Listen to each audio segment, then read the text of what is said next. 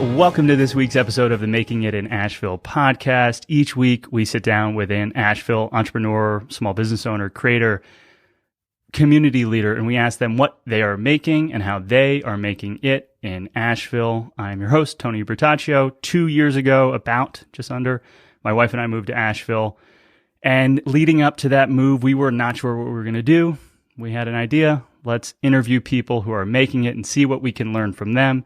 This podcast is now your podcast. It's a podcast where you get to learn how other people are making it in Asheville.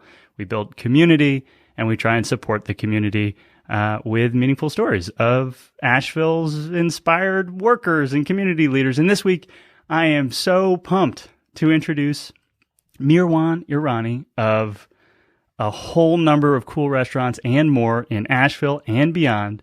Meherwan, I could read your bio, but how do you define your roles today? Wow, that's a good question. I'm still figuring it out, Tony, to be honest. Which is fair, because it's one thing to say, restaurateur, but it seems like it's more than that. So entrepreneur, is it business builder? Entrepreneur would be sort of the word that probably would come to mind for most people first when they think of me, and I hear that a lot associated with my name, entrepreneur. But just personally, it's sort of I kind of think of myself as what drives. It is not the sense of entrepreneurship. Right. I think what drives it is creativity. I like to think of myself as a creator. And I'm not an artist, or at least not in the conventional sense. But I do view the creation of engaged, awesome enterprises as an art form. It's easy for anybody to just open a business, but I say that flippantly. It's not necessarily for everybody. Yeah. But it's a lot harder to think about sort of the business from a aesthetic standpoint or a artistic standpoint, if you will. Yeah. And that's why I'm attracted to restaurants and food, because there's so much room for that expression of creativity in art. I love that as an answer. And I asked that because it seems that you have a slightly different view than I'd say the typical, I'm going to open a pizzeria in small town USA, and every day I'm going to be behind the counter rolling out dough and pouring my heart into pizzas. There seems to be a bigger picture that you're looking at, a client experience relationship that transcends just maybe the food or the food product into experiential type things. And so it started, if I'm not mistaken, with Chai Pani, which was your first restaurant. Right. And back in 2009. Right. 2009 to 2001 is not a long time. In my opinion, it's a long time for me, but in the grand scheme of things, not a crazy long time. And how many restaurants are we up to at this point, or restaurant identities? Well, we've got 6 sort of locations, restaurants with multiple concepts, and I'm in the right, literally speaking, in the middle of opening at least 2 more concepts in the next 60 days. Okay. And then there's the Spice. Then there's Spicewalla. And so is Spicewalla the only non-prepared food business in your portfolio? Correct. For now, yeah.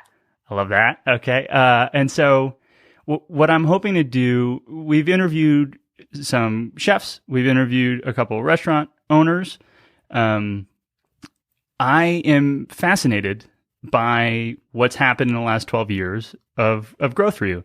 So what I'd love to do is attempt to spend this conversation, or at least a portion of it, talking about the steps and the learnings and the growth that you had to go through to go from 1 to 6, 1 to many, because it seems like at some point you need to let go of certain roles, responsibilities, hats, identities to take on the next steps. And I don't know, I couldn't even pretend to. I could throw some darts and you tell me if I'm close. But I'd love to then just start by saying, before Chai Pani, what did work look like for you? What were you up to?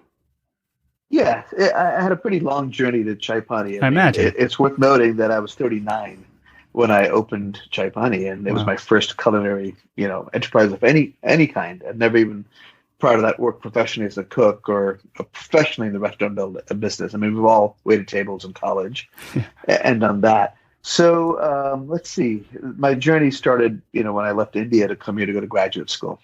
So just like many, enterprising academic types, I was shipped off to America by my parents and ended up in South Carolina, not because I particularly cared about being in South Carolina. I didn't know anything about what South Carolina was relative to what, let's say, LA was, but it was where I got an assistantship, so tuition was covered and paid for. And my family also had some connections there, so there was a family there that I could stay with when I first landed and kind of find my way about the U.S. So after a couple of years of grad school, I then left to go to California, which is where I met my wife, to be Molly. And I started my own business selling jewelry, basically. Well, I mean, I guess there's a little bit of the, people keep going, oh, you must have an entrepreneurial bug. And when I look back at these steps along the way, I realized I probably did. I went to California, interviewed with Dean Witter, which at the time was a brokerage firm, which has since then either merged or gone under. And that would have been the traditional trajectory for me, coming out of an MBA program. Got it. So it was an MBA graduate program. So perhaps slightly more traditional finance and modeling. Finance background, accounting background, economics. Starting to make a little bit more sense about the growth now in Chai Pani, because that's the thing that seems like to me is typically not also in the brain of most restaurateurs who come from the kitchen. And chefs. Exactly. That is exactly right. So I did have that, that background in business. My majors were in organizational structure and also in the management of information systems, precursor to computer science and what you see now in Silicon Valley. So, and my mom was an entrepreneur. I mean, she started a business exporting jewelry basically around the world. And so when I arrived in the U.S. and I had a choice between, going out and getting my first job and wearing a suit and tie, which is what I was offered at Dean Witter, the day I was supposed to show up to work, I did a no-show, no-call. In the restaurant language, it's just like the worst thing you could possibly do. I just didn't even tell them I wasn't showing up. I just didn't do it because the morning I was about to go to work and had to get there early because we were on the West Coast, but we had to match East Coast trading times. So I had to be there at 4 a.m. I just looked miserable. And Molly, we were newly married, looked at me and says, I've never seen you look so miserable and you're, getting ready to what should have been the start of an exciting career. And I was just like, I don't know if this is who I am. I don't know if I want to do this. Wow. And so I didn't go. And then I, very quickly realized that I had to come up with something. So I reached out to my mom and I said, hey, what if I'm one of your clients? What if I import jewelry into the U.S. and try to sell it myself? So that's how I started. It was very bootstrapped. I mean, it was just me working out of my apartment, making, calls onto businesses and boutiques and where I thought I could sell my wares. And this wasn't high-end diamonds or gold or anything. It was mostly silver jewelry, like handicraft style made in India. And I did that for about a year and then realized very quickly that either I needed to figure out a way to scale or I was just going to go broke living in the Bay Area on what little money I was making. So pretty soon after that, I realized that this interest that I had in computer science was really quite something because I was there in the mid-90s. And I saw Silicon Valley sort of taking off and recognized what was happening there with this tech revolution. And I realized that I needed to really beef up on that part of my education. So I enrolled for nighttime classes to study computer science. I'd already gotten like a technical degree, what they call an A+ technical degree, where I could assemble and take apart computers and do some networking. But I knew that if I got a computer science degree and did it fast-tracked it and tried to do a 2-year program, that I'd be sort of really in the driver's seat in terms of a career, and that was exciting to me. So, but I still needed a daytime job while I went to nighttime college. So I started looking around for something that gave me the flexibility and made enough money without committing to a career, and without having something where I had to use a lot of my brain power to do that as a day job while I was going to night school. So while flipping through the San Francisco Chronicle, I saw an ad for a car dealership looking for part-time salespeople. And I thought, oh, this is perfect. It's cars. How complicated can this be? It looked like they were making good money. It was a Lexus dealership. And I'm like, And I was so naive at the time. It didn't even occur to me that, maybe they have no interest in some Indian guy that really wants a computer science degree and is not like some natural born salesperson, right? But I showed up, and I'm as surprised as you that they hired me. And I kind of fell in love with sales, and I fell in love with the auto industry. And when time came to decide if I wanted to stay in it or go ahead and make the switch to a career in tech, I stayed. Wow. I was rising rapidly, and I started as a salesperson, became a manager, and 5 years into it was managing a dealership. And in my mind, I look back and I don't regret a thing.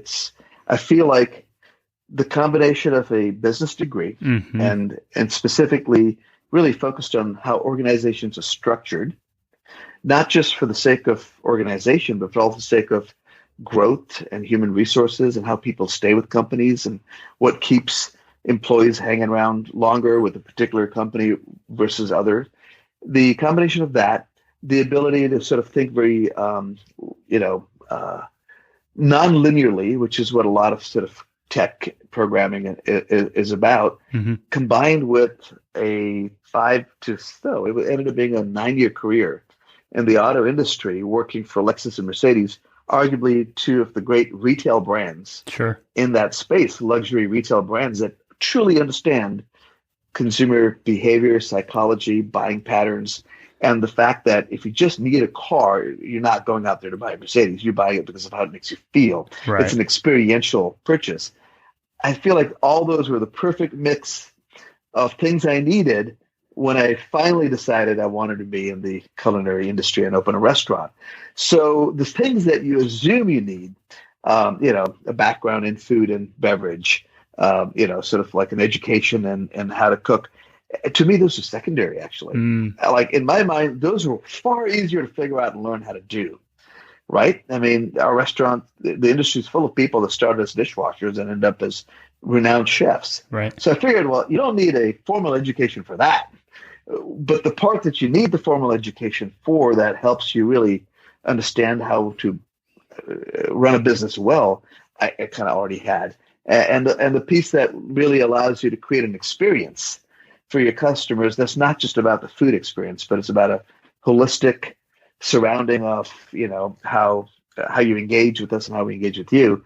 I learned that from working in the auto industry for 9 years.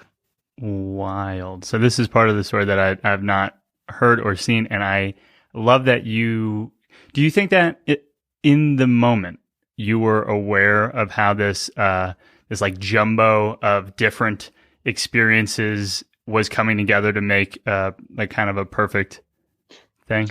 Were you freaking out that you're in the cars for 9 years and you're like, I don't actually care that much about cars, or did you actually care that much about cars? No, I loved it. I still do. It's still a passion. I love the business. I'm not in the business, but I still love I love going to a dealership, for example. It feels like home. If I have to buy a car, I'm excited about it. Most people dread going to go buy a car. I love it. I felt like it was, something I understood well, was good at. And I'm not just talking about like the industry of selling vehicles. I'm saying like just the automobiles in general, which is that industry. I mean, I went to Germany and with Mercedes and spent time at the factory and I was a car guy. Yeah. Okay. All right. So it's not like there was excitement and life in it. And, absolutely. And I was really good at it. I think by my third or fourth year working for Lexus, I was probably in the top 10 salespeople in all of Northern California. So that's amazing. Yeah. And then, you're not in cars today that I'm aware of. So there was a hard transition at one point, not only industry wise, but geographically. So you're not in the Bay Area today. You're in the Western North Carolina and the Southeast. How did that transition happen? Well, so that these life-changing events that people talk about. Well, I had a couple that came one quickly in the heels of the other. The first life-changing event was when Molly and I realized that we could not have a child. We couldn't conceive our own child. We ended up going to India and adopting this beautiful baby girl from an orphanage in my hometown where I grew up. So it wasn't just, I think obviously having a kid is life-changing and an incredible experience. But I think that extra dimension of the stress and the work and the financial burden and the hardships of adopting kind of makes that gift even feel more precious. And my wife ended up having to spend 3 months in India so that she could be with our child, because of just how long it took to clear the paperwork and get back and all of that. So when we finally settled back into our life in the Bay Area with our baby, 3 or 4 months into it, we kind of looked at each other and said, "This is insane." Like, I was gone, 10 hours a day. Molly was working full time, and the kid was being raised by babysitters. And that's, we thought, like, okay, this is temporary, we'll figure it out. There'll be some solution where one of us can be more stay at home. And the writing was clear that it would be impossible to do and maintain any sort of lifestyle that we were attached to if both of us weren't working full time. So that necessitated a change. Yeah. And I wouldn't have made that change if it wasn't for this most important reasons. And we realized we'd have to leave the Bay Area in order for us to find a place where one income could support us both. So we started looking around, and my wife Molly's family, she's actually from Myrtle Beach, South Carolina originally, and then it moved to California during college and had stayed there. And she had family here, and that would, for me, would be the only family here because my family's in India. And she had heard about Asheville, had actually visited Asheville when she was a kid, and just had this memory of this cool little town in the mountains full of artists and hippies and kind of like, a little bit different from what it looks like today. And the more we looked into it, the more we said, like, this is crazy. And it's about as far away as you can get from the Bay Area and about as dramatic a change as one can imagine happening. But what do we have to lose? And the thing about being in the auto industry is, like, my job was very portable. Like, there's the businesses there everywhere, and it's a very unique skill set. And I'd reached a level where I felt like, my resume would get me a job, in management pretty much anywhere I went. So while we were planning on moving to Asheville, and I was sort of like trying to reach out and put some feelers for jobs in the area, and I ran into a buddy that basically said, "Well, hang on a second. You're moving to Asheville. Are you interested in doing something other than being in the auto industry?" I'm like, "Well, what are you talking about?" Well, he consulted, or consults still, a lot of these very high-end second home, private, gated community, resort type, second residential areas that surround the mountains of Western North Carolina. And, these places are like their own world. I mean, you've got, Jack Nicklaus designed golf courses at 4,000 feet, private airstrips, and millionaires from all over flying in and spending summers in their getaway vacation homes in the mountains of North Carolina.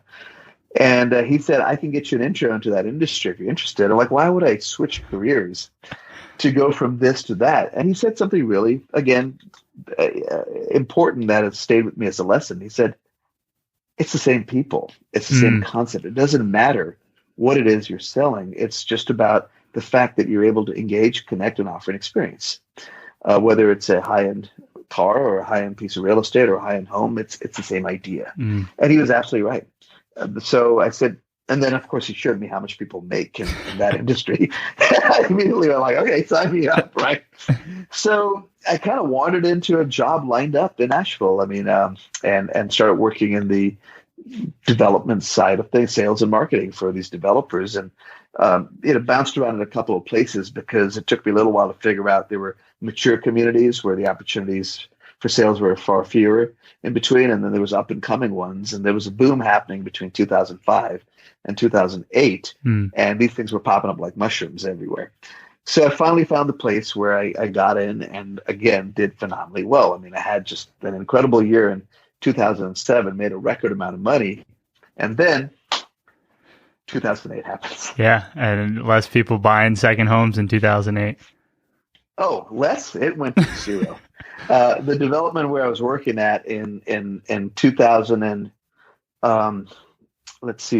in 2007 had done almost $40 million in sales, and by the end of 2008 was just basically had gone 6 months without a single sale. Wow. And I saw the writing on the wall. I mean, maybe it was a background in finance, but I understood what was happening in the market at large. I understood how these mortgage-backed securities were basically causing a cascade effect. And everybody around me was saying, oh, it'll be fine. It'll come back. It's a temporary blip, and I'm watching, brokerage firms collapsing, and insurance companies like, AIG basically saying, we can't back these things. And I was like, this is going to be brutal. And I knew I needed to get out early and do something quickly. So, but I just didn't know what. So by the spring of 2009, I'm having that urgent conversation with Molly. Like, we got to figure something out. Like, our savings are only going to last us so long. And she said, well, what are you thinking? I said, well, I can always go back to the auto industry. I mean, even in a depression or a recession, people still buy cars and we can make a living. And that's when she basically said, you've spent your entire career doing what came easy to you. But if you had to do something that was hard, but you did it because you wanted to, what would that be? And it didn't take me long to answer the question. I said, I want to change the way Americans perceive Indian food, but it's too hard. I'm not the guy to do that. I just assumed somebody else eventually would do that. And she looked at me and says, well, why can't you be the guy to do that? So that's the genesis story of the Chai Pani idea. Wow. So it seems like in hindsight, you're able to, a lot of guests are able to point out this single conversation or couple conversations that really were swift kicks in the backside that made something happen that was, call it a mark in the timeline. And so it seems like those two conversations of, hey, you now have this hard skill, you can translate it into any version of that audience and provide value, experiential value. And then, hey, what good is doing the thing that comes easy? What would you do if you could do anything? So you get that kick from Molly. And what are some of the early steps? Are you looking into real estate? Are you calling up mom and saying, hey, how do we make that thing again? I need like 4 items. How do you attempt to solve with an MBA, how do you attempt to solve my first restaurant problem? Right. Great question. I mean, so, the thread that I didn't really talk about that ran all through my arriving in America until this moment where Molly said, why would you not be the person to do this? It was the thread that ran through it all was like from the day I arrived here, I almost was offended by the way Indian food was being represented. I was offended by walking to an Indian restaurant that was, in a strip mall with a $7.99 lunch buffet. And it was just the same experience over and over again. It was such a watered down version of a very, very narrow spectrum of Indian cuisine. And it, eventually I got used to it, but I just kept marveling to myself, like, why is one of the greatest cuisines of the planet from a civilization that's close to 6,000 years old with this incredible variety distilled down to just some curries and rice and naan? I mean, this is ridiculous, right? And I don't know why it bothered me more than the average person. Like, my friends also was like, this is not going to be mom's cooking. Mom's not here. And therein was the problem, that these restaurants were, opened by businessmen that came and, immigrated here and looked around and said, what does this town need?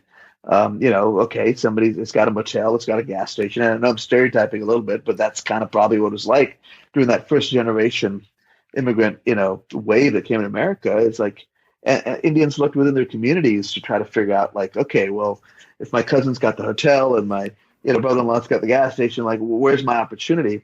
And many of them opened restaurants thinking that there was a need for it. And they populated it with men, that to cook the meals. But the problem with that scenario is that men don't cook food in India. Like, what I'm saying, like, women are the culinary backbone of the greatest cuisine in the world in India. Men just learn very, it's like the difference between a burger, line cook flipping burgers, and and your mom cooking this incredible meal at home. Like, you can't even compare the two.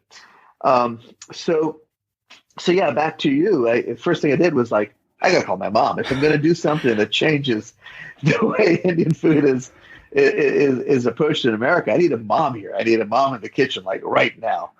So yeah, I called her up and I said, I got this idea, and I think I can do this. And she said, I'll be there like in 2 weeks. So she got on a plane, flew over, and spent 3 months working with me to help design a menu and figure out what it is that I wanted to offer, what the story I was trying to tell. And then she said, who are you going to hire? I said, well, not the typical Indian cooks, because I know exactly what I'm going to get.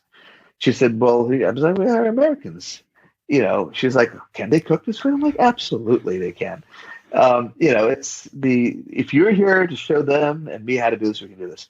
So I hired 5 young, 20-something kids, 4 of whom are still with me 11 years later. Wow. And we were the first crew in the kitchen, and we all learned together. And I said, hey, basically, guys, I don't know much about working in a professional kitchen.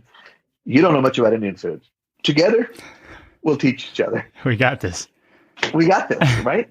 But I was a very accomplished cook, very accomplished. Throughout my time in living in America, I had really learned it, but I was not a professional chef, and I never worked in a professional capacity.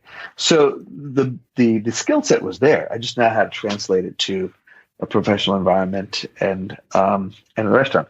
But here's what I had. I knew how to manage people. I'd done that. And I knew what a retail experience should look like. I had done that. And I had a really, really good palate.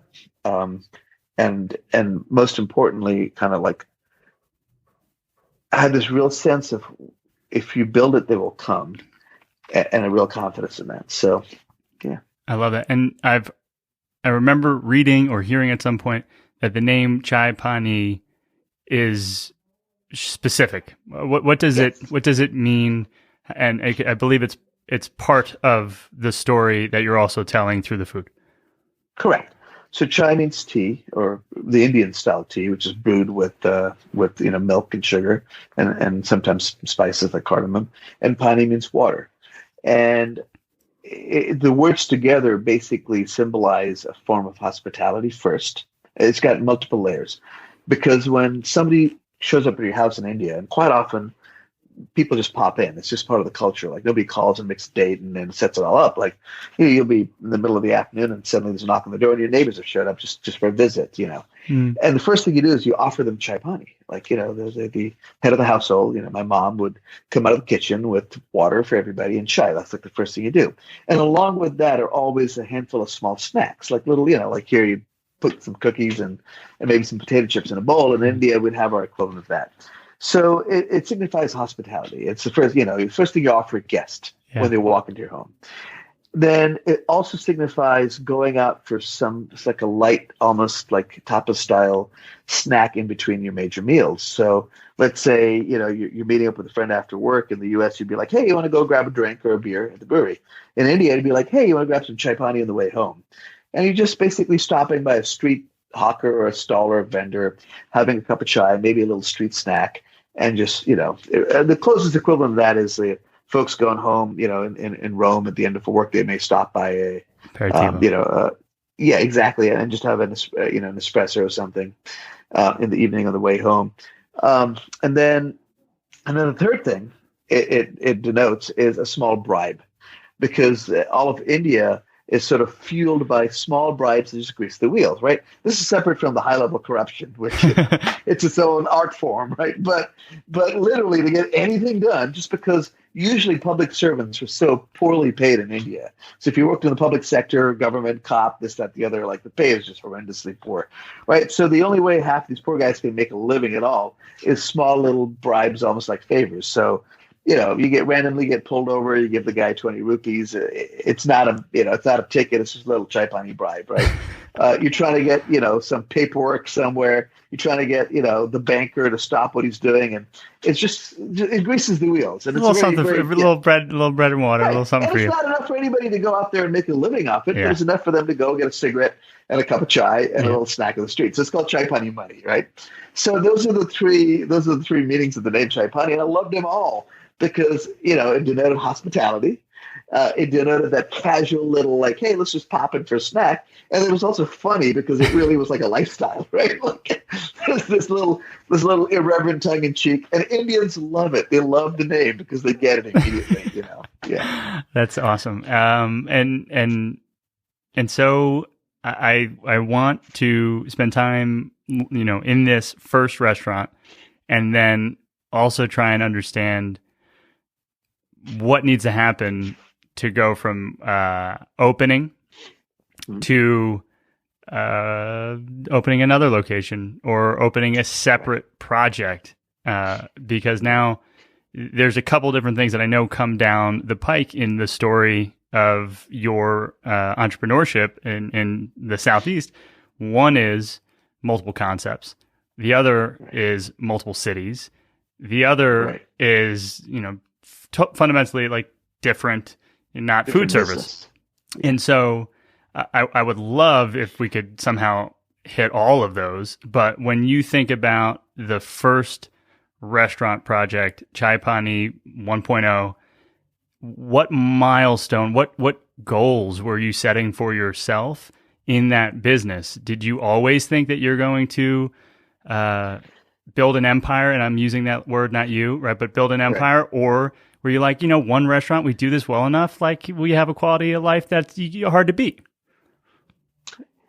Yeah, I mean, the first restaurant was just, it was hard for me to think of anything other than just opening it and it being successful. Right? I was taking such a big risk.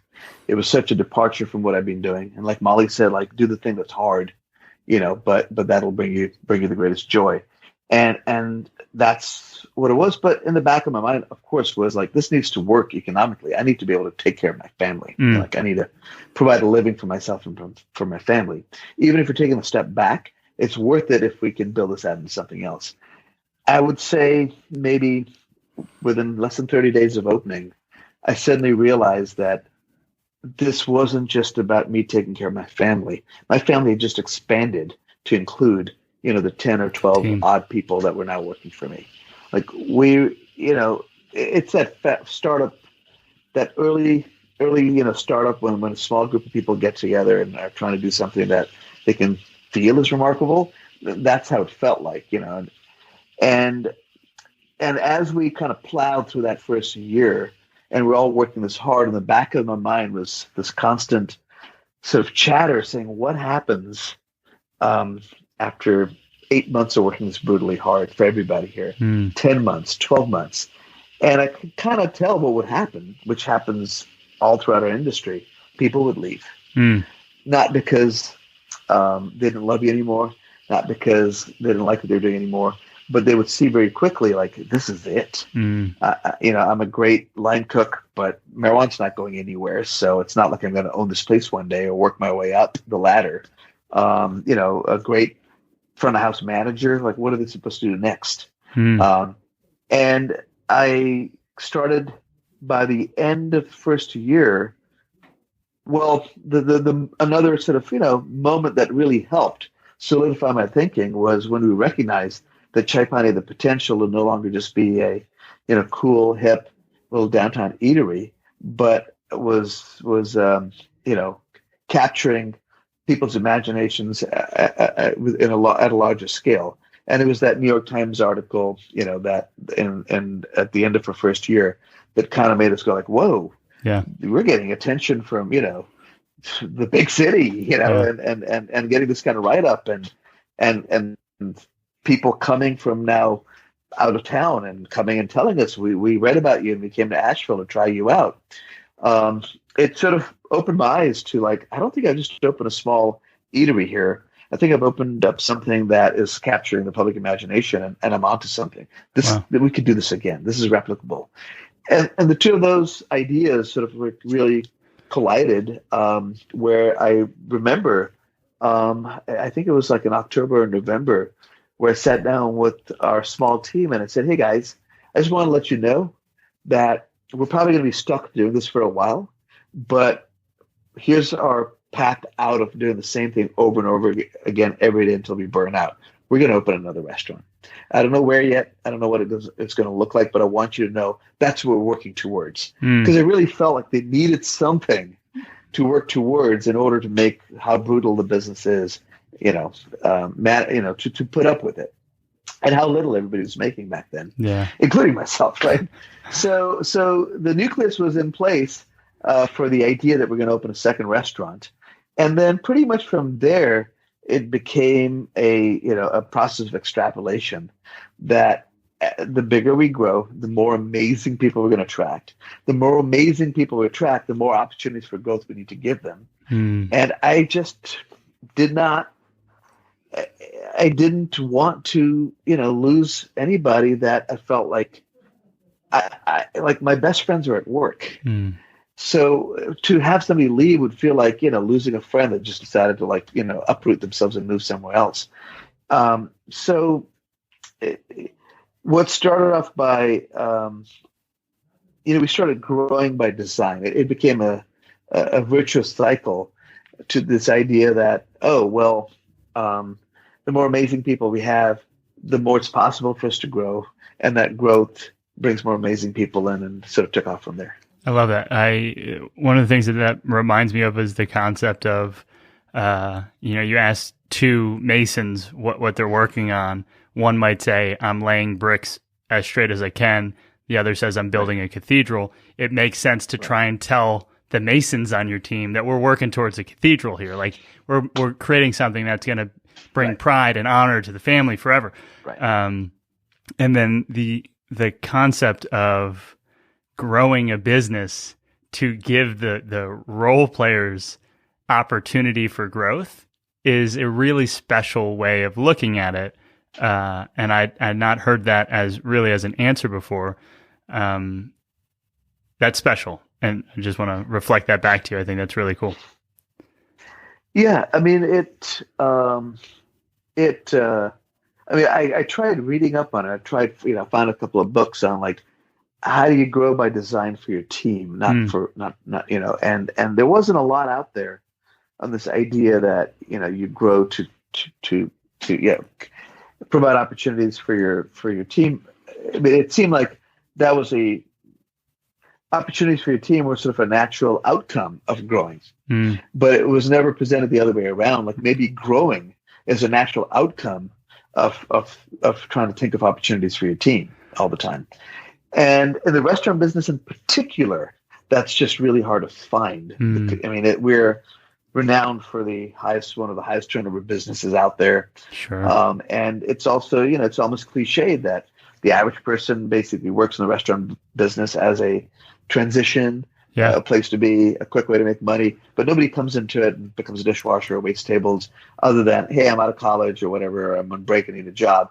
They never come into it thinking this could be a career. Right. Unless you're in Las Vegas or New York City, maybe at a steakhouse that's not going anywhere. Exactly. And more so at the front of the house than in the back of the house.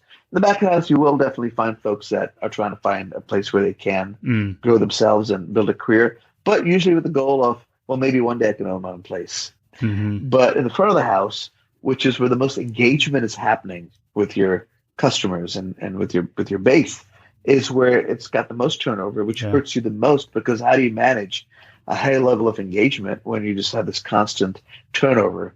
So it was really so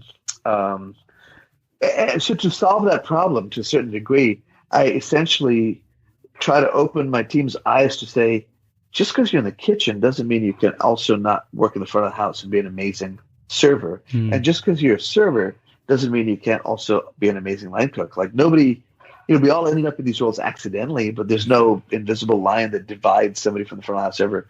So yeah, we would have, even till today, we'll have somebody that may be a server 3 days out of the week and then a line cook 3 days out of the week. And those roles that flip back and forth, I can't tell you how many times between somebody that started in the front and that ended up being an amazing cook/chef or vice versa. So you pointed towards looking for books to inform or educate or inspire. Right. A, are there books that you found particularly helpful? B, does the EMyth Revisited mean anything to you? Yes, it is. I did read that book. Right. So to me is what I think most people move towards when looking in the service industry, or like anything that's going to be scalable, stampable, repeatable. Love it. Also, like, there's a bunch of arguments against the EMyth Revisited as like, how can you want just the lowest common denominator? Like, how can you want that every single character in your play could be easily replaced by someone else? All they need to do is read the handbook and somehow they're good enough. Are you kidding? And so there's these two, challenging points of view where it's like, build a system, have a process, make sure everyone knows it, and then you can repeat that process. And I imagine that's part of building multiple locations.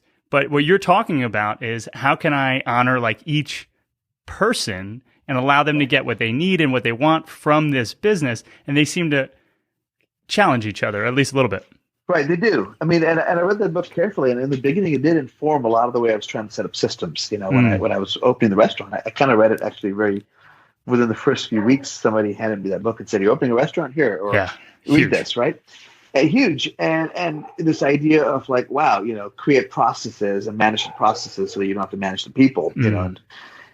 And what we started that in the beginning, but you're absolutely right. Like, that's not who we wanted to be. Was just essentially a series of replicable systems or processes, right? Like, the people part of it was why I got into the business, and what was keeping me in the business and was making it exciting for me. So we created, sort of an internal management style where I personally, with every manager we hire, sit down and walk them through it. And it's sort of ideas and philosophies borrowed from a number of things that I've seen done successfully. I may not take the whole package, but I can take a piece out of something that I saw that I said, this really makes a lot of sense.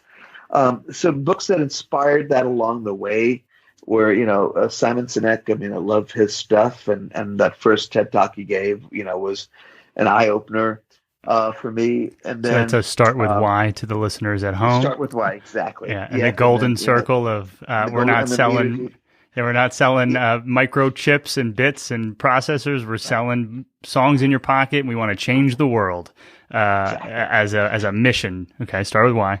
Yeah, and then Leaders Eat Last. I mean, so these were very good. These are good books, and then that I really connected with. And then also just looking at other companies, whether it was Netflix or Amazon, and looking at things that have become famous for, whether it's Amazon's flywheel or whether it's Netflix's famous sort of like, it's a deck that, which is like an onboarding deck or something about the philosophy. And we shifted from a control-based company to a context-based company. So where, over and over again, I would emphasize to somebody, it's not enough to tell somebody what to do. You got to also explain to them the why behind why we do it this way. And if anything, then empower that person. If they understand the why, they can throw the how out the window if they come up with a better how. There's only so far I can do with creating the hows. I mean, we can have a starting place. This is how we do opening duties. This is how we cook this dish. This is how we give feedback. But more importantly, let's talk about why. Why do we do this way? Why do we provide feedback that way? Why do we do this way? And then trust that if you have smart people that get it and have a starting place, they'll probably come up with something with way better than anything I could have ever come up with myself, with the limited bandwidth and or experience and or perspective that I have from where I sit. And that's so far worked well. So when we expand now, and our first expansion, for example, was Chai Pani Decatur, I gutted my Chai Pani team of the why people. Not completely down to zero, but I took half of my why people, the people that got the why of what we do, and sent them to Decatur. 9 people went there. Wow. And essentially built an entire organization by just having these, So I don't just call them culture carriers, which is what the word that you hear used. I call them like why carriers. Wow. Like, these guys go and they really embed into the new team the why Chai Pani, why Indian street food, why this particular way of giving feedback, why we have this kind of culture, and that's how we work. So I won't go somewhere and open something if I don't have my why people to go there and build that. And the cool thing is, this idea of why, it's contagious, it's infectious. It's like once somebody gets it, If you don't have to worry about repeating that part over and over again, as versus a checklist, or here's how we do something. You're constantly repeating that over and over again. So, but there's also books like the Checklist Manifesto. Yeah. Yeah, and I love that one too. So the hybrid we use is like checklists don't tell you why you should do something. Checklists just make sure that you didn't miss anything when you're thinking something through. It's like it opens up your bandwidth for bigger picture thinking, so that you're not having to waste bandwidth on like, wait a minute, did that outdoor light get turned on, or did that P&L get recorded? Whatever line item gets sent, or that Expensify. So it's my you probably, and all the founders you've talked to, everybody's worked up their own hybrid system of how they want to manage and maintain their processes, and we have our own. Wow, I love the idea of sending why people as forward reconnaissance, as community builders, as the heroes and the champions of the new location. I'll ask a why. Why Decatur? Why Georgia first? Because we had we had a white person already there that was a champion. So one of my early employees / partners in the business, Isaac, and what I mean by partner in the business, like very early people that joined us, in addition to, hey, we're going to open a couple places, I also said, I'm going to give you some equity in this business. I'm just going to grant it to you. This wasn't partners based on cash investments. These were partners that were in it with me. There's no better definition of a partner than someone that's in it with you. So Isaac's had his brother-in-law lived in Decatur, and it just fell in love with what we're doing in Chai and would just keep bugging us. It's like, if you ever go somewhere, come here. And one day he picked up the phone and said, look, I don't know what your expansion plans are from a timeline standpoint. This place opened up downtown where you will crush it if you go there. So we hopped in a car literally the next day, 4 of us, me, Molly, Isaac, and I forget, Mikey was with me, and we drove to Decatur. And my big concern while driving was just like, are we ready for a big city? Are we ready for Atlanta? Are we ready for a major market? There's a big difference between being, well known and loved in a small town like Asheville, which has a unique sensibility anyways. But, the way the stars aligned, we didn't show up in Atlanta. We showed up in this little neighborhood called Decatur that has its own downtown, its own little scene, its own little foodie scene going on. And it felt manageable and small. And I said, great. We're not opening an Atlanta restaurant. We're opening a neighborhood restaurant in Decatur, and this is going to be our city. So that's the why behind moving to Decatur. I love that. It's also it's a little bit of what is his name? Peter Thiel talk, where he talks about like restaurants are the ultimate commodity, but they all market and build their presences, saying that they are a monopoly. It's like, we are going to own Decatur. Like, we're going to do neighborhood restaurant, Indian food in Decatur, and we're monopolizing this location. And the reality is like, well, there's a million other substitutes and complements, and people could go to Italian if they don't want Indian tonight. And so when thinking about restaurants, how 12 years into this are you thinking about building monopolies and, the next location, like the next project? How now are you trying to say, so there's another chicken joint in town, but we're doing this and it's going to be different. How do you assess opportunity today, 12 years into it? I've never looked at it, the way you described it, as like, how do you go in and own this market and sort of like, have that monopoly on it. For me, it was like, if I can create and offer an experience that's just simply amazing, that people will at any given time want more of, like, that's good enough. I think there's a market in that. So you go to Chai Decatur, pre-pandemic, I've had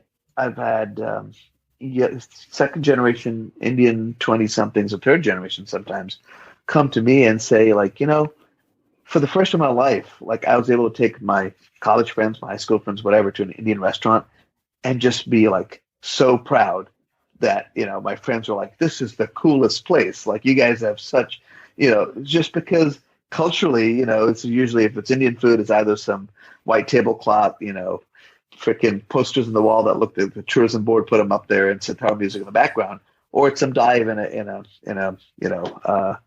strip mall somewhere. So that's the kind of experience I'm trying to create, and not just for Indians, but for anybody that walks into it, like, to feel like they've stepped into a cool place.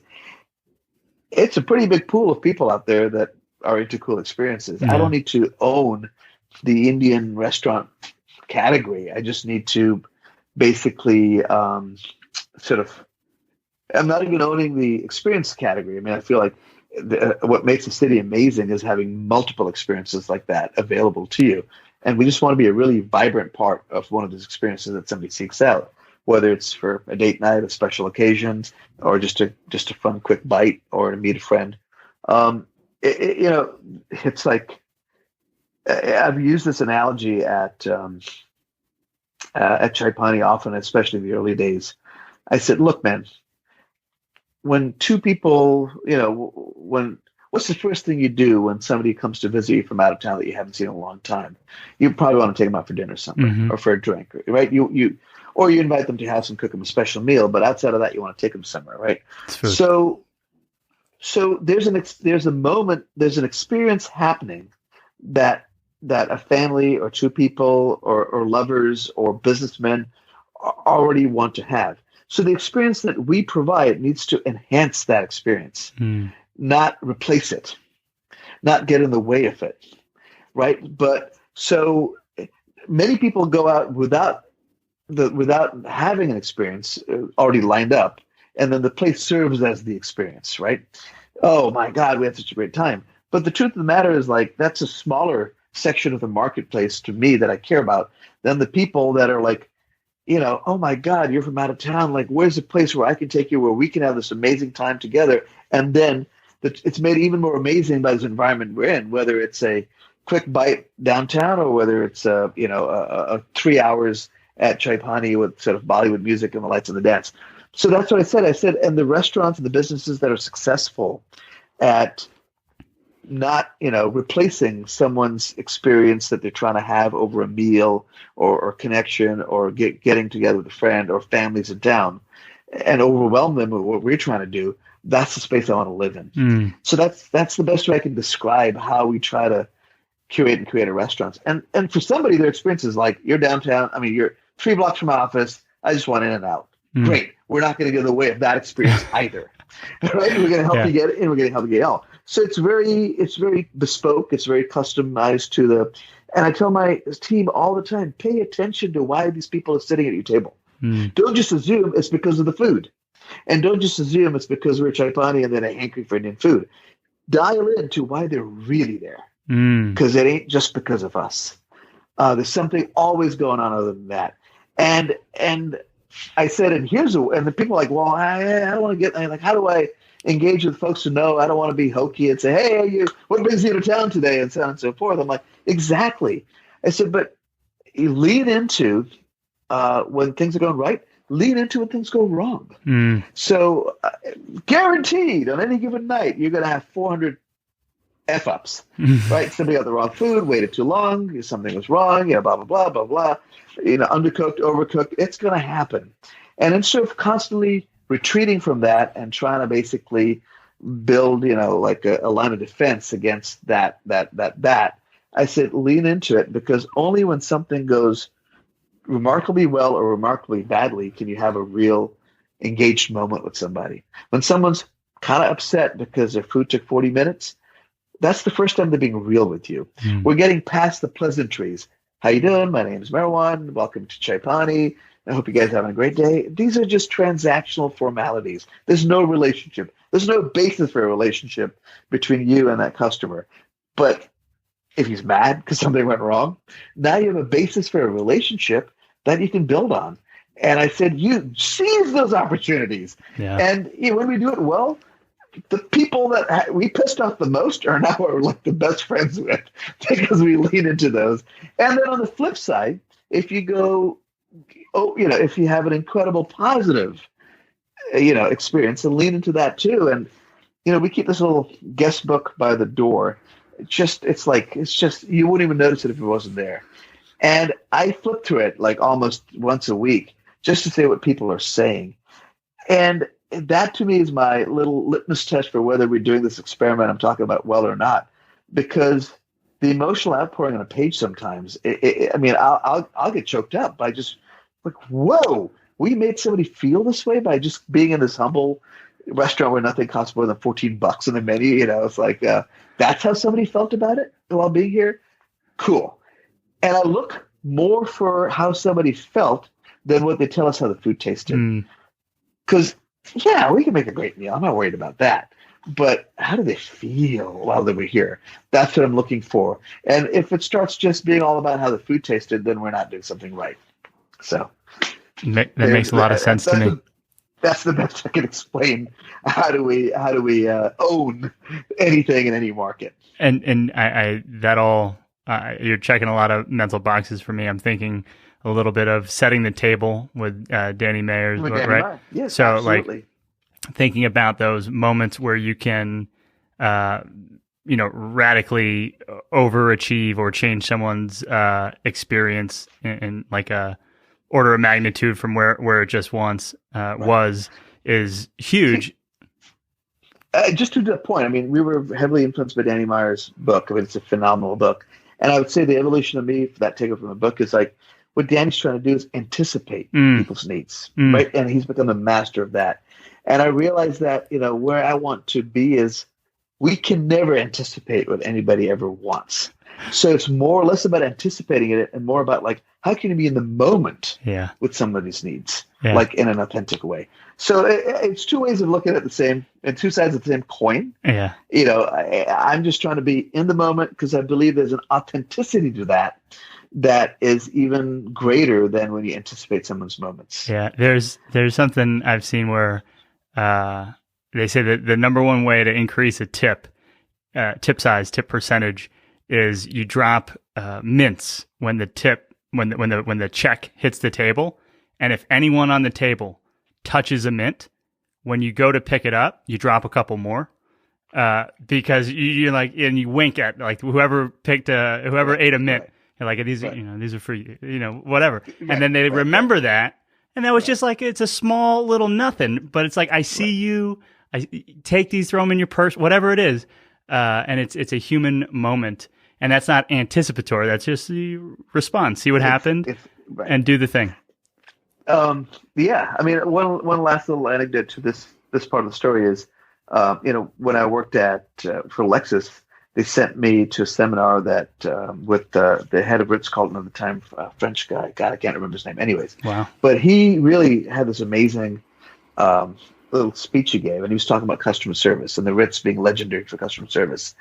And he basically said that they've been trying to figure out what customer service means forever, and the closest they have to figuring out what customer service in their minds is that it's not that you didn't screw up. It's not that you didn't give somebody what they thought they were paying for, but it's that when something goes wrong, that they see that you actually care. And to him, that was customer service after all this time. And the Ritz would do crazy experiments. They would, send somebody, a guest that just checked in, off to the room with the wrong key, like intentionally do little mistakes, and then essentially go overboard to correct or fix the mistake, that they intentionally made, and try to collect data on how people behaved and reacted and how they scored the Ritz on customer service. And they had control groups, and they did a lot of that in the 80s and 90s trying to figure out this definition of customer service. And he was telling me these things, and they were, at the time, I remember blowing my mind. And I was working for Lexus, which is also renowned for customer service at the time, and that's why I was so leaning into this so much. But till today, I remember that, like what the guy at what's arguably one of the most successful, chains known for service, basically boiled down to said, like, it ain't that you screwed up, and it ain't that you people didn't get what they wanted. It's basically if they saw that you cared. I mean, and we feel that way too, man. Whether it's an airline, whether it's a ticket mix-up. All we want to know is like, does the other person, even if they can't do anything about it, if they show that they cared about you and what you're going through, like, okay, I'll take that. And it seems to me that oftentimes the people who are interfacing with the customers can be put in a really precarious situation because they're the last line, first line, however you want to think about it. And if they're not managed well, empowered with context versus control, and they're not shown that directors, managers, bosses, employers care, how are they meant to show that, that same energy to a customer? Unless they're just like a super person who is a human and care, right? And then you got someone special you need to promote or teach or train or something. Right. But it seems like it's very, it's more of a culture thing if you can show that you care or that you're present or that you're listening and that you hear your guest than it is anything else. Absolutely. Everybody that comes to work from us, the number one thing is getting them to actually understand that we empowered you. Like it's still hard for people to like, they'll come back to me and like, is there an upper limit on what we're supposed to take care of a guest? And I was like, I trust you. Like, it's maybe the context, right? Yeah. And we're a restaurant. There's only so much we can do. There's a guest, like, you figure this out. We trust you to figure this out. So context, and it takes a couple of months for our staff to really own that. Oh, wow, they meant it when they said, we don't have a policy. I don't have we don't go back and see how many comps you did on the night or what you gave or what you did. The only reason I look at it is to figure out if somebody's missing the context of why we do these things, or using it as a crutch. But yeah, so it works. And I've had managers come in from other places and like, whoa, aren't you worried about X, Y, and Z? And I was like, if I am worried about somebody doing X, Y, and Z, then I made a bad hire. It's not that my system is bad, that I just didn't catch that we hired somebody that wants to take advantage of or abuse, the fact that we trust and we give context. So like, it's on us. It's not on that person. Right. Wow. And so I want now to think about or ask you about how you think about growth today than you did 2009, 2010, right? You are a part of the S&W expansion. You have multiple restaurants, new restaurant concepts. You have Spicewalla. What are you using as barometers? Because as you, I imagine, do more, win more, not every opportunity is created equal at this point. Right. You have to, I imagine you're saying no to a lot, maybe. Yeah. How are you thinking about projects, next steps, growth today? Great question. Things are, just the last year alone, the pandemic has, for a lot of people, probably affected the way they think of growth. So for me, the pandemic may have changed sort of how some of our plans, but they haven't necessarily changed our goals and our overall sort of holistic approach to how we want to do things. So you'd asked me at the beginning, do you call yourself an entrepreneur? And I said, yeah, I mean, I kind of feel like what gets me excited is creating concepts that can give experiences that I'm excited about. Sort of like if I was passionate and excited about this, do I feel like others will feel that way about this? So, for example, why Buxton Hall Barbecue, right? I mean, I'm an Indian guy, and I've opened Indian street food restaurants. Well, three things. So number one, I saw an opportunity to help somebody else, to help create something for somebody else other than just myself. Number two, the same passion in with Elliot Moss, my partner at Buxton Hall, for what he wanted to do in terms of changing the way people looked at East Carolina barbecue versus what I was trying to do with Chai Pani. Like, there's a story here, and it's personal, and he's trying to afford the story. And the number three would be like, this is an incredible experience. Like, we can create something that will fulfill that experience. But I want to be careful and not just make it sound like, oh, I'm just into it for creating experiences so I can, to get off on how people are excited about what I do. our mission statement, if there was one, at Cherry Pony, we're not the kind of company where we put mission statements up in the boardroom for people to look at when they come in, or beat you over the head with it when you sit down. About us being a mission-driven company. But about, I want to say 3 years ago, I gathered our entire team of about 350 people, and basically said, we're no longer internally, we're not going to see ourselves anymore as a restaurant group that's trying to make an impact in our communities. We're going to see ourselves as an impact group that is powered by restaurants, food, and hospitality. So a big piece of our growth is looking to see where can we make the most impact on the community we're in, and in the most variety, in the most varied way possible.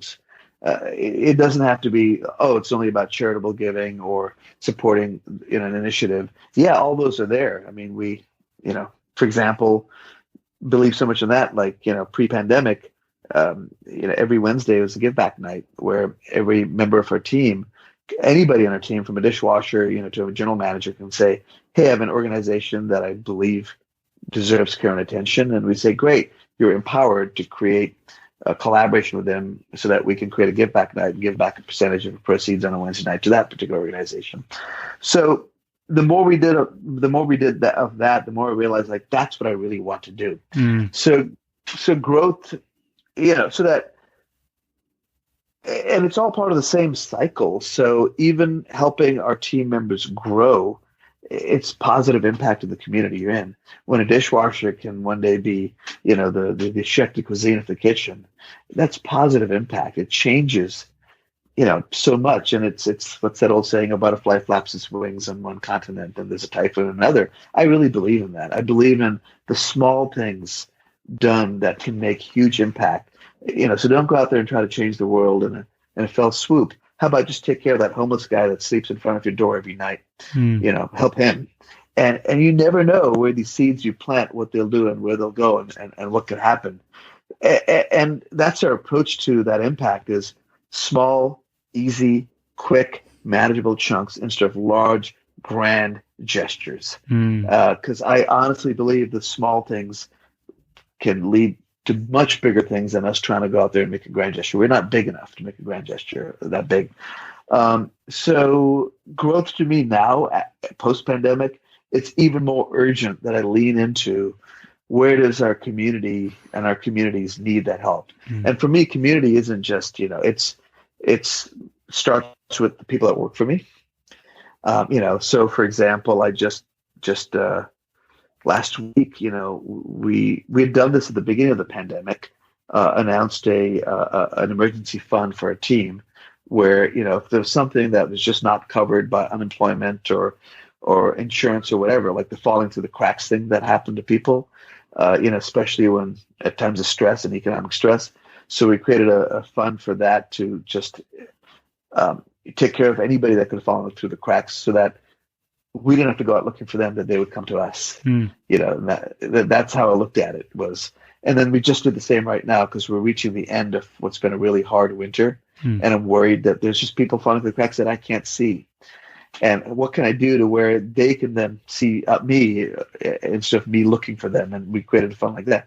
So it starts with your team, and then it grows from there. Like I said, it's the homeless guy, across the street. It's the other business that's struggling through the pandemic that wasn't as fortunate to stay open or busy. Like, is there a way for me to reach out and help them and partner with them to create something, and then radiate out in circles until the point of diminishing returns. Yeah. So the furthest my circle goes is all the way to India. There's the largest slum in Mumbai has a small little community center there where the kids that don't go to school because their parents can't afford to send them to school, could instead come there and for free be taught English, arithmetic, math, and also just be a place where they're not getting into trouble. And it's primarily for girls, because that's usually the kids that the parents are not investing. If you're living in the slum and sending them to school, they'd rather could use, a able-bodied pair of hands to help around the house or clean or provide for the family or go get water from, which is a 3-hour trek every day. So it was, again, that's like, I can't go in there and save a slum, but if I could help 20 girls go to college and graduate, the impact that they might be able to make could be mind blowing to me. And sure enough, like two of the girls that we sponsored to go to university both gave TED Talks not that long ago in India, like TEDx's. Yeah. One of them because they developed an app to help find water. Because one of the biggest parts of the day that takes up all somebody's time is finding where the water is, because there's no running water to your little hut. So you got to go find a community well or a community spigot, and by the time you get there, it may be out. Mm. And then you got to like, oh, we heard water's running over there. So she created a crowdsourcing app where people could let each other know where the water was. Just so it's the small things. So growth for me is finding opportunities like that and then building something around it that can help feed and support that and while also providing a living and giving back to investors or shareholders or stakeholders, paying taxes, all that stuff. So Wow. I love that a lot. I'm gonna figure out how to harness that. I think that there's two things that have been really powerful paradigms. One is the growth for your team, like to enable people to stay, and then the idea of we're not in restaurants to have an impact. We're creating impact, and the way that we've chosen to do that is through restaurants. That's powerful, or through the businesses that we start. right. I mean, this is almost less important, and I'm concerned to ask it at this point because that was so powerful. When I look at the business model that I'm projecting onto Spicewalla, I think it's one of the coolest, smartest things I've seen in a very long time. I would love to. It seems like if you go back to the beginning of your story, you were importing. So it might have been something that was always there, waiting for a new form of expression. But the thing that I'm personally loving about Spicewalla is how you've partnered with so many businesses, giving these other businesses a cool product that they get to sell with their name and logo on it. But also, like, that is the greatest marketing strategy that anyone's ever had in any business, in any like consumable business that I'm aware of. And the giant wins with Oprah and all that. So how did Spicewalla, do you have a couple minutes to just tell a little bit about that?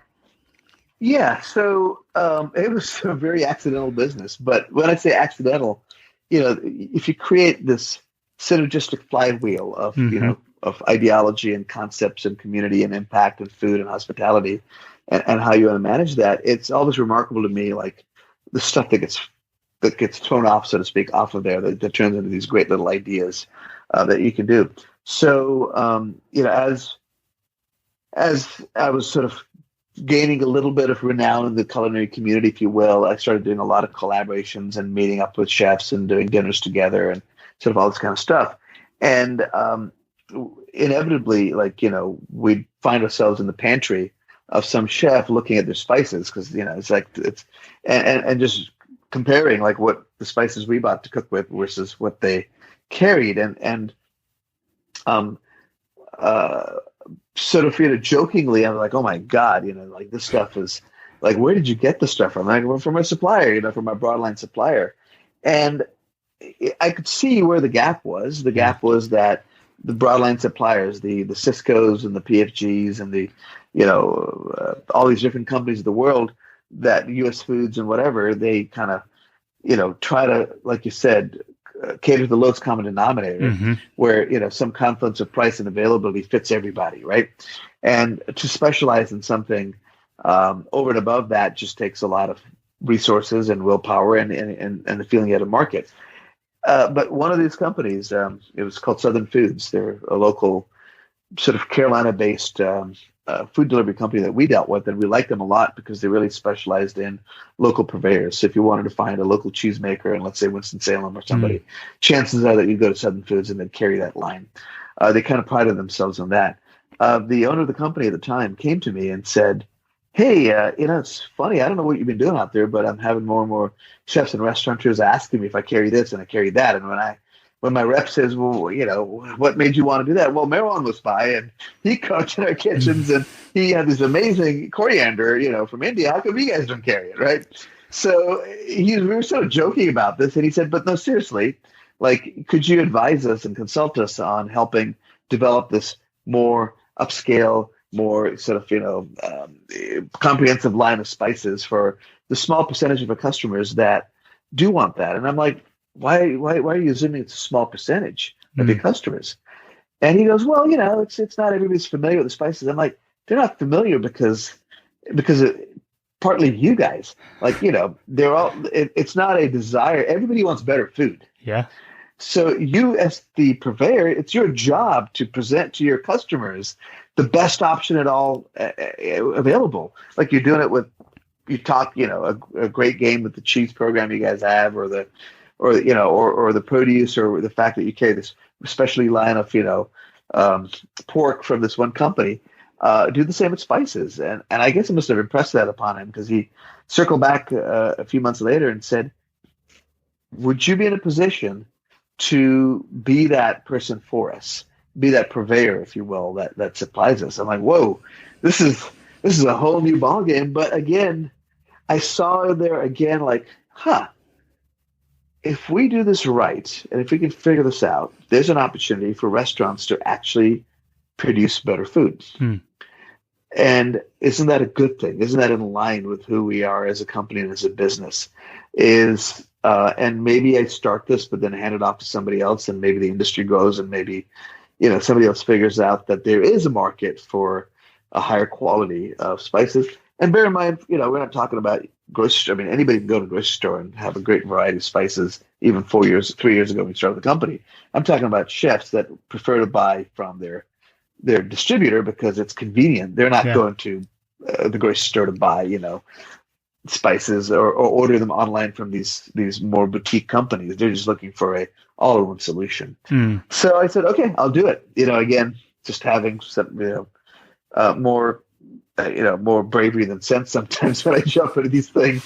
I said, fine, we'll do it. So we found a little space down at the factory, and then James and here's where I felt like I could do it. I felt like we can procure, like we know what to look for. And then all I have to do is figure out the middleman logistics to get it from procurement into the kitchen.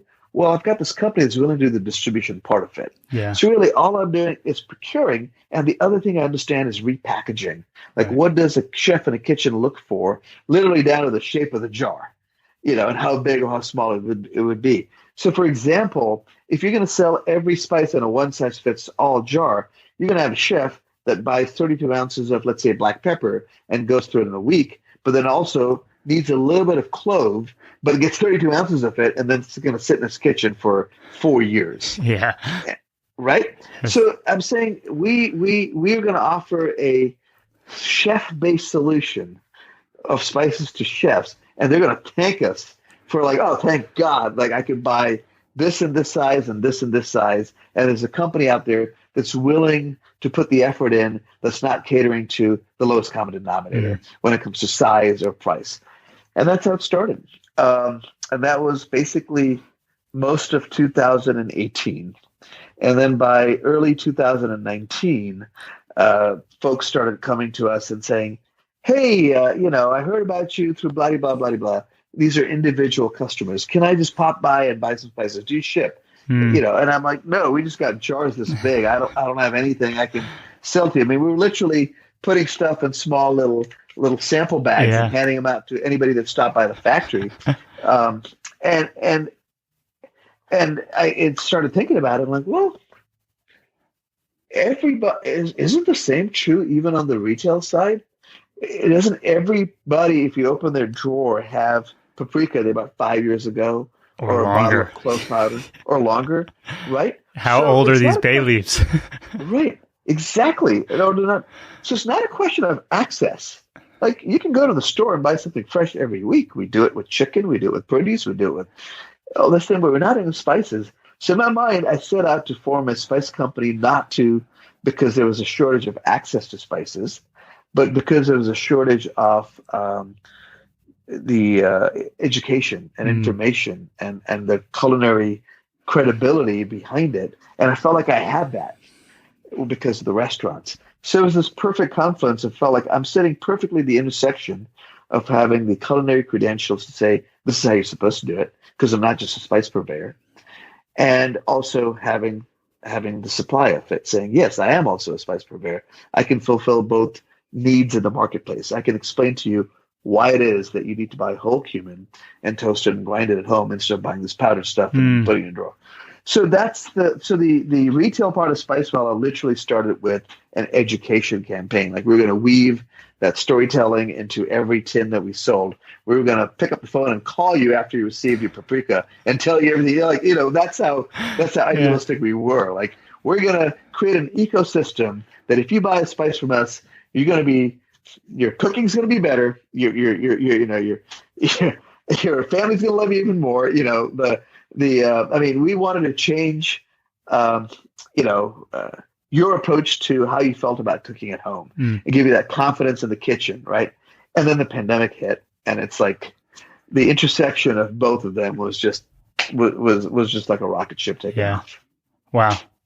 It makes me think of a couple concepts. One is just the concept of selling sawdust, which is, the idea of like whatever the main action is, you're cutting wood. What are you called it a flywheel, but like what are some of the things that come off of the process of cutting wood that have value? You've sourced high quality spices to create high quality meals. You now know about that process. Maybe I can repackage this sawdust.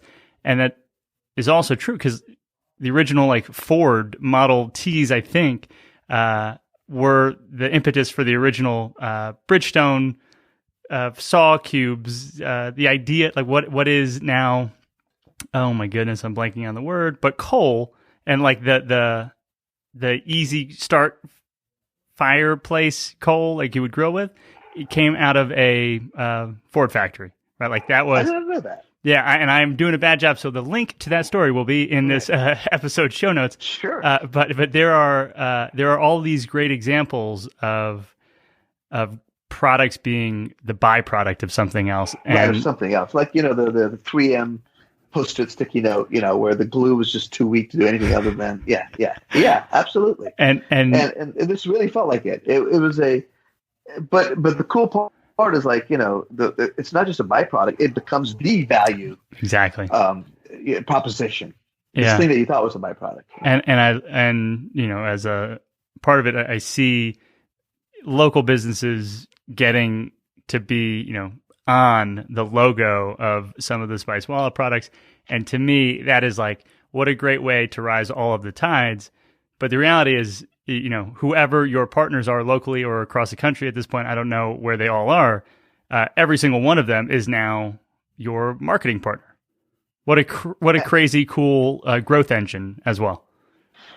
Yeah, I mean, and that was it tied into the storytelling. Like in my mind, I'm saying like, if you're trying to educate people on spices and the impact it makes on food, I will, don't get me on my diatribe about it. But when somebody looks at me and goes like, "Oh wow, how big of a role does spices play in food?" and I'm just like, it's the only thing that adds flavor. Other than that, you got a piece of meat or a vegetable. Like that's it. For the history of mankind, the only thing that's added flavor is spices, and more importantly than that, I can put a piece of chicken on a plate, and whether you're eating Indian food or Japanese or Italian or or Middle Eastern or South American, the only way you're going to tell what a dish is because of the spices and seasonings used in preparing that piece of chicken. Right? Yeah. It is the cultural differentiator, the not just flavor. I mean, it's like and people go like, well, isn't it technique? I'm like, no, every culture braises, fries, sautés. Those techniques are universal. Yeah, like you stick something in a pot, you stick something in water, like and the ingredients are universal. So what differentiates the very idea of being Italian food versus Indian food versus this, that, the other? I think it boils down to the spices and seasonings and herbs used. 90% of the time. So anyway, so that's my and I love that. I love that it's how true. I approach this. And that's why really I'm not just saying this because it helps me sell more spices.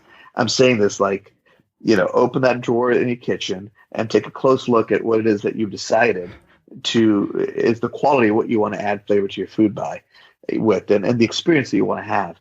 But with the storytelling part of it, which is how this sort of started. Yeah.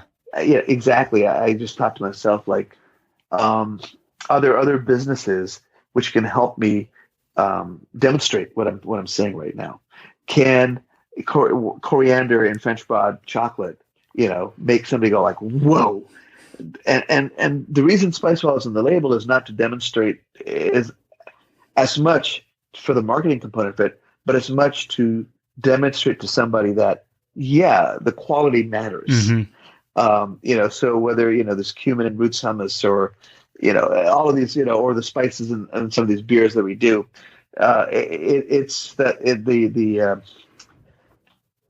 the benefit, the rising is it's making people pay attention to this, what make that thing taste so good. Instead of taking for granted that, what makes this taste so good is because it says on the label, frozen whatever, or this, that, the other. But no, dude, that ingredient list in the back, that's where it all comes from. Yeah. So that's why we leaned into that, and we found willing businesses and participants. And then the other piece of it is, it absolutely is me saying, how can we synergistically help each other? If saying Spice on the label helps you sell more, great. Yeah. That's what we're here for. I love it. We already asked about how you think about growth. I know we just came out of a year where planning for the future, perhaps unlike any year recently, at least, proven to be, a nice idea, and then you throw it out and you start over. A lot of restaurants shut down last year. A lot of huge restaurateur names and brands kind of made some aggressive pivots. It seems to me that you just hunkered down and said, how are we going to get through it? Let's figure it out. There seems to be some light at the end of the tunnel. What are you thinking about for the rest of 2021? So, the rest of 2021 year, we're internally calling it the Band-Aid year, right? Instead of, if 2020 was, the open wound. Right. Instead of this is the clean up Band-Aid and stop the bleeding year for us, right? And then 2022 will hopefully then be sort of the rebound year.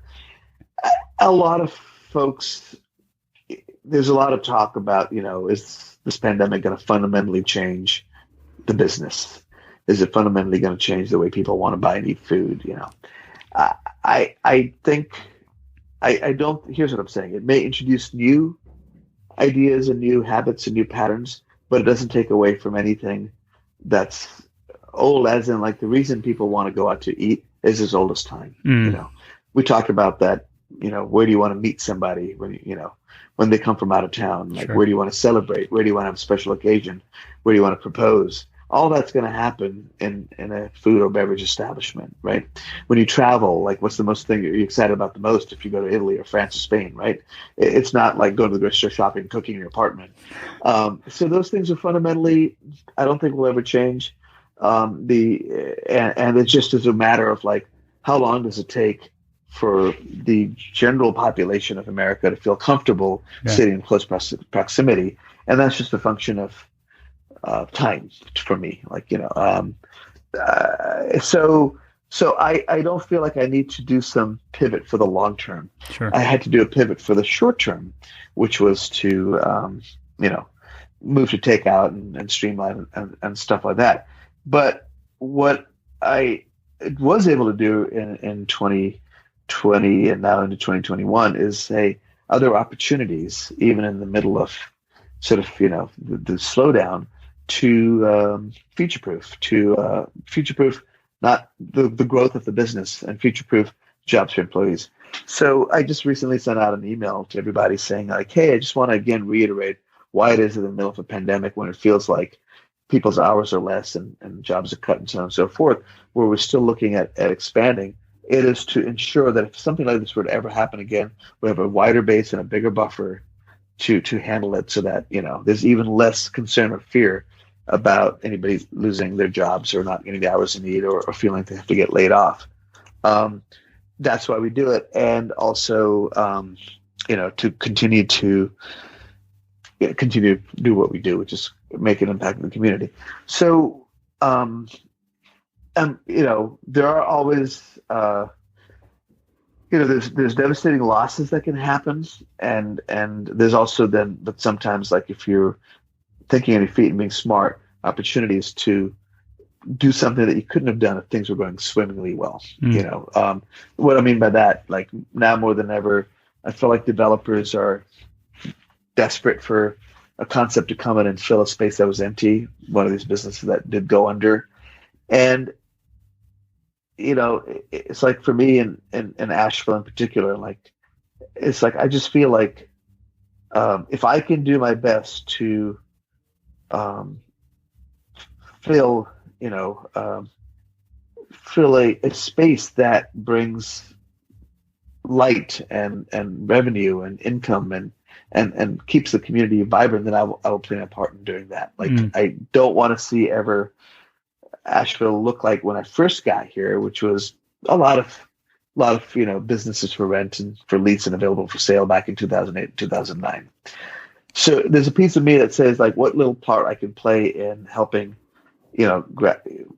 revitalize a spot, I will do. And the S&W project was a perfect example of me looking at something that's been sitting there for so long, underutilized, that could be such an amazing engine of vibrancy and joy and economic engine and taxes and employment.